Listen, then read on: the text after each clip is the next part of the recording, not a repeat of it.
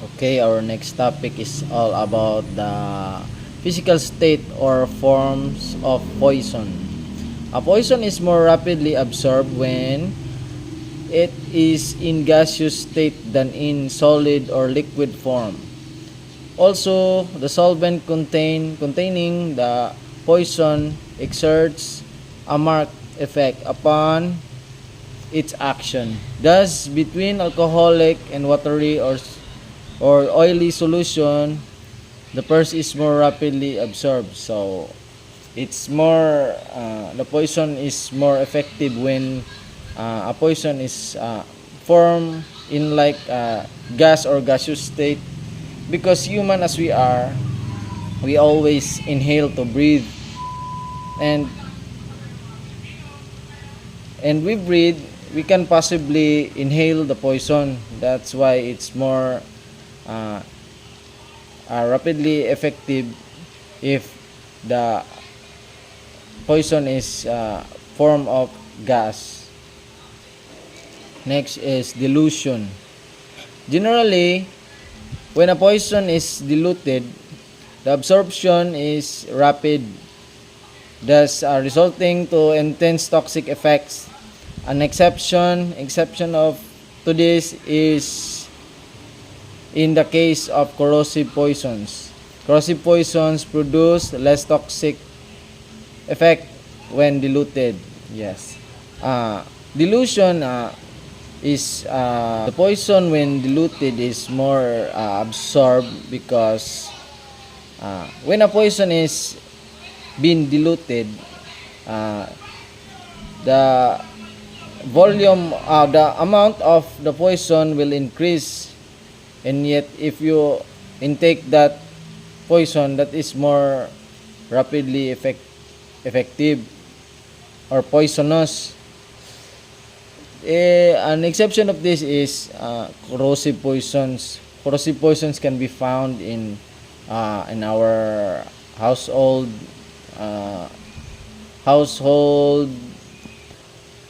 products. For example, muriatic acid. It is used in cleaning our CR, and yet when it is diluted or mixed with more water, then the volume of the muriatic acid will decrease. It's more in our Bisaya term, it is layaw. It's not more effective. And then mode of administration. Basically, poison is more rapidly absorbed when injected in the veins than when taken orally.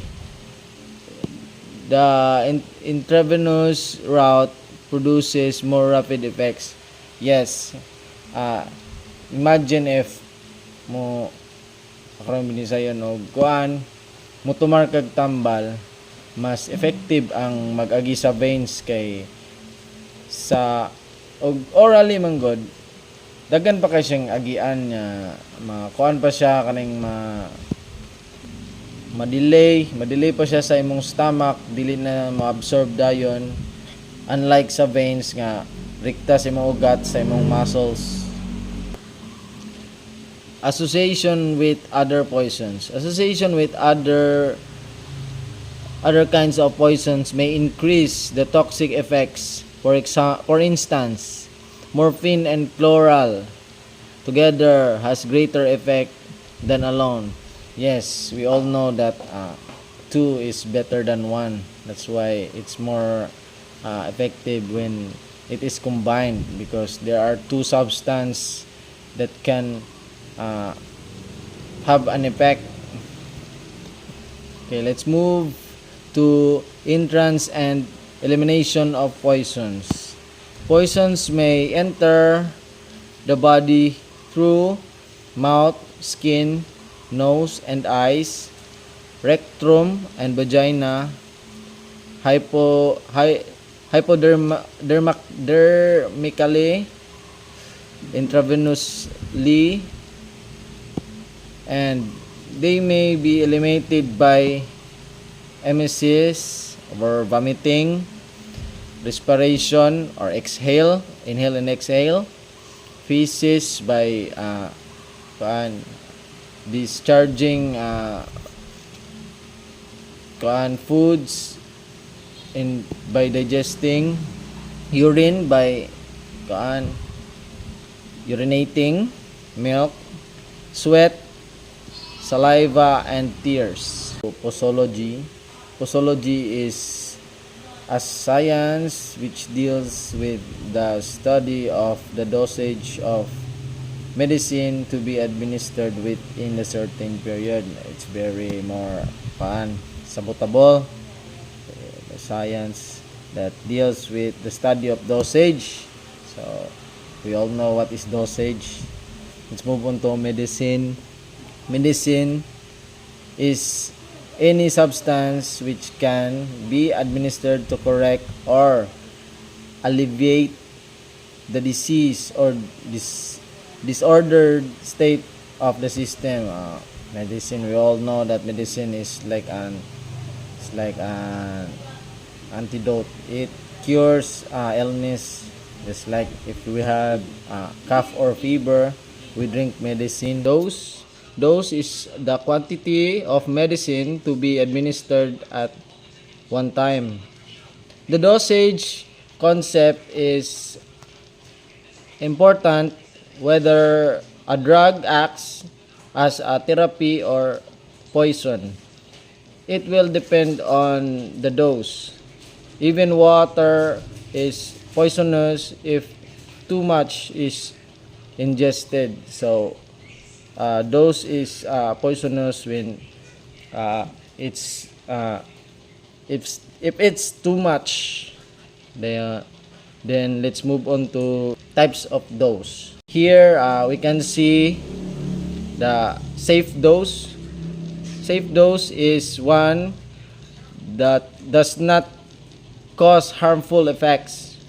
Sometimes, however, it may be too small to produce the desired effect. So if natay pamation niya matumara po tag gamay ra, di gyud ta maayo. Example, ubunta. Ang prescribed jud sa doctor is 3 times a day. Nya matumara kag usa, so wa jud siya desire nga effect nga may tabo. Then let's move on to minimum dose. Minimum dose is the smallest amount of medicine that can produce desired therapeutic effect without causing harm.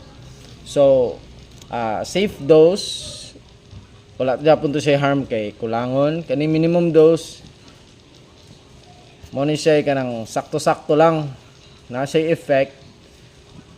Dili pud siya over kay minimum raman.